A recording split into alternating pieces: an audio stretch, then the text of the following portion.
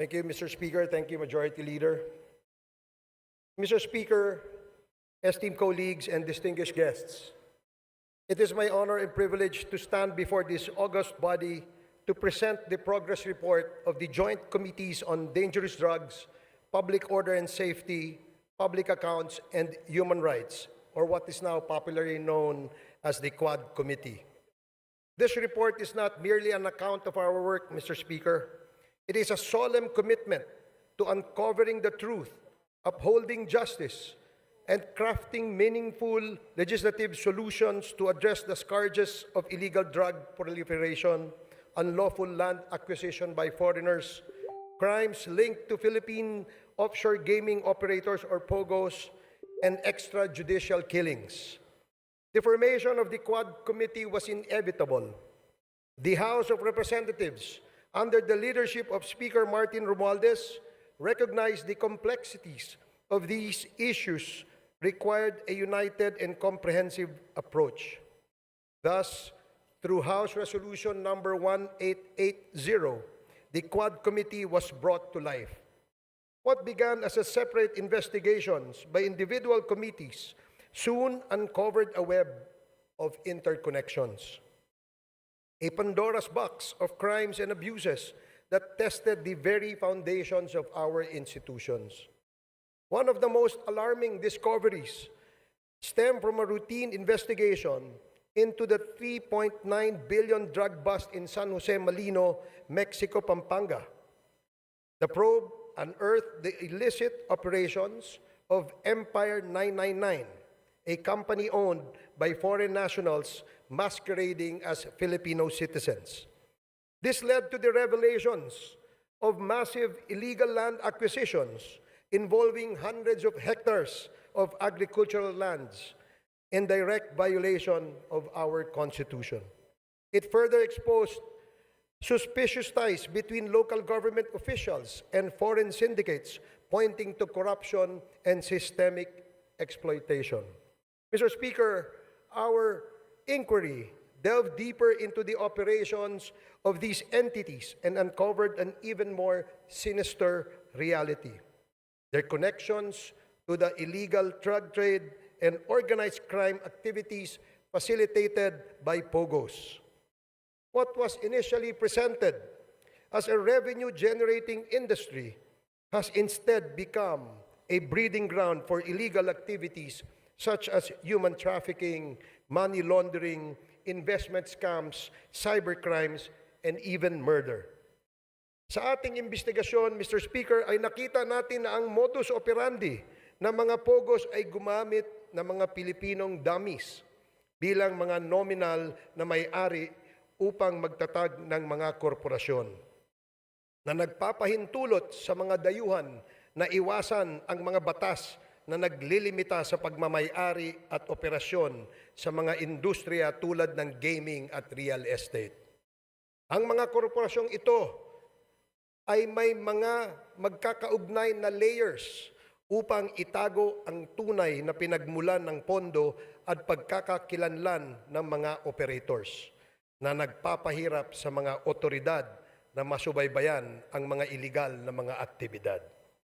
Mr. Speaker, ang mga Pogos na ito ay naguhugas ng pera mula sa mga krimen tulad ng human trafficking, illegal na pagsusugal, bentahan ng droga at cybercrimes sa pamamagitan ng pagpapadaan ng pondo sa mga bank account, pagbili ng ari-arian at iba pang mga instrumentong pinansyal na pinapalabas na lehitimong operasyon ng kanilang mga negosyo.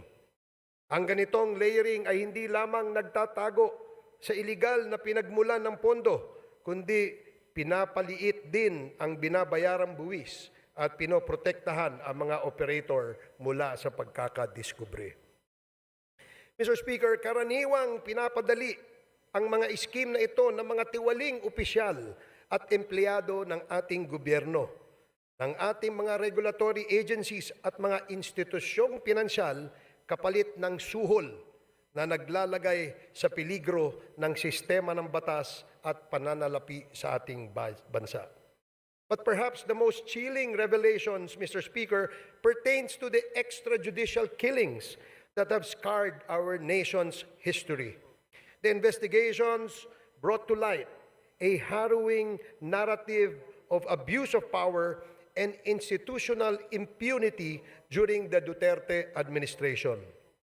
Witness testimonies corroborated by evidence revealed a system that incentivized the killing of suspected drug personalities, a system modeled after the so-called Davao template and replicated nationwide. Mr. Speaker, this is not merely a report of the past wrongdoings, but a call to action. The Quad Committee has responded by filing concrete legislative measures aimed at addressing the gaps in our legal framework.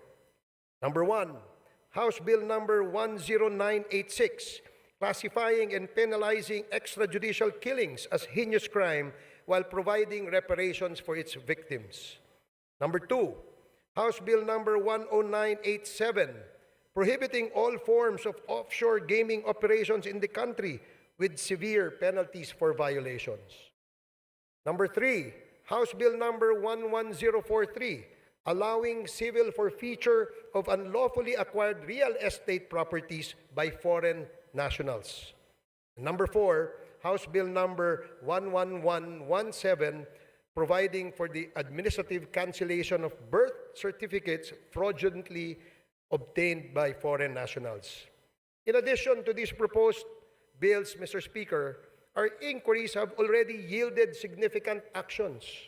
Number one, the Joint Committee inquiry prompted authorities to reopen investigations into the murders of Police General Wesley Barayuga, former Albuera Leyte Mayor Rolando Espinosa, and 3 Chinese nationals killed inside the Davao prison in Penal Farm. Two, the certificate of registration of or incorporation of Empire 999 Realty Corporation was revoked by the SEC. Number three, the Philippine passport of Mr. Kai Kimeng, also known as Mr. Willie Ong, and Yang Jiazheng, also known as A.D. Tai Yang, were cancelled by the concerned government agencies.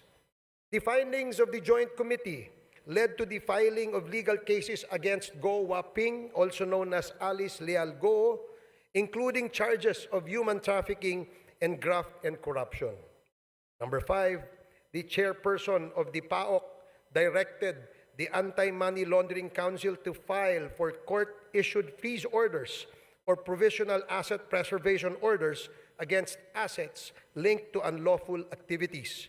These include the following corporations: Lucky South Limited Corporation, Whirlwind Corporation, Biancham Holdings and Trading Incorporated, Empire 999 Realty Corporation, Sunflare Industrial Supply Corporation, Yatay Industrial Park Incorporated, Mexico 999 Industry Realty and Development Corporation. These actions underscore the progress achieved through our investigations in addressing systemic crimes and abuses.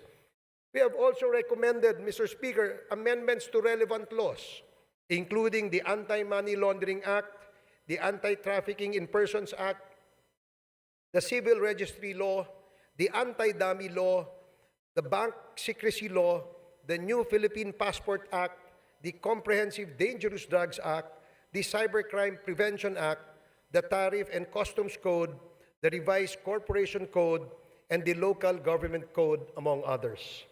Mr. Speaker, in total, we have recommended at least 30 proposed legislations, and these measures aim to strengthen our legal frameworks and ensure that such abuses and misdeeds are prevented in the future. The Quadcom likewise recommends the filing of appropriate charges against the following. Number one, personalities linked to the illegal drug trade, particularly those implicated in the seizure of 360 kilograms of shabu in Mexico, Pampanga. Kai Kimeng, alias also known as Willie Ong, Yang Jiazheng, also known as A.D. Tai Yang, Mayor Teddy Tumang, and all the incorporators of Empire 999. Number two, perpetrators of crimes against humanity under Section 6, of Republic Act 9851 or the Philippine Act on Crimes Against International Humanitarian Law, Genocide, and Other Crimes Against Humanity.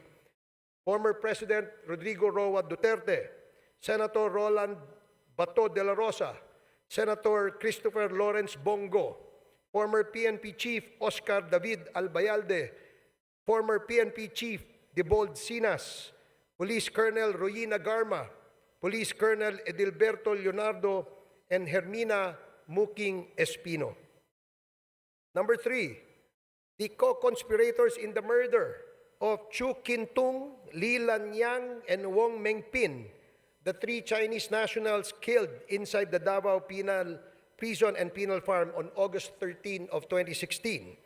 Former President Rodrigo Roa Duterte, Police Colonel Royina Garma, Police Colonel Edilberto Leonardo, SPO4 Arthur Narsolis, and Superintendent Gerardo Padilla. Number 4, individuals involved in the murder of General Wesley Barayuga, Police Colonel Royina Garma, Police Colonel Edilberto Leonardo, Police Lieutenant Colonel Santi Mendoza, former PNP Officer Nelson Mariano, PSMS Jeremy Tox Kausapin, and 1 alias Loloy. Moreover, Mr. Speaker, further investigations should be conducted against, but not limited to, the following individuals. Number 1, personalities implicated in the illegal drug trade in relation to the revelations provided by resource persons Jimmy Guban and Mark Taguba, Representative Paulo Duterte, Councilor Nilo Abilera Jr., Mr. Paul Gutierrez, Mr. Benny Antiporda, Mr. Jojo Bacud, a certain Tita Nani, and Mr. Allen Capuyan. Number 2, personalities identified to be involved in the illegal drug trade during the course of the legislative hearings: Hong Ming Yang, also known as Michael Yang; Wei Xiong Lin, also known as Alan Lim; Charlie Tan, and Mr. Sammy Uy. Number 3, personalities involved in Pogo-related illegal activities: Attorney Herminio Harry Roque Jr., Catherine Cassandra Leong, Go Waping, or also known as Alice Leal Go, Yang Jian Sin, also known as Tony Yang, and Hong Jiang Yang, the younger brother of Tony Yang and Michael Yang. Mr. Speaker, our work is far from over. The Quad Committee's progress thus far is a testament to what we can achieve when we confront corruption and criminality with courage and resolve. However, it also underscores the magnitude of the challenges we face. This is a defining moment for this Congress, Mr. Speaker. It is an opportunity to uphold the rule of law, protect our nation's sovereignty, and deliver justice to those who have been wronged. I urge my fellow legislators to give this report the attention it deserves and to support the proposed measures that will ensure these injustices are never repeated.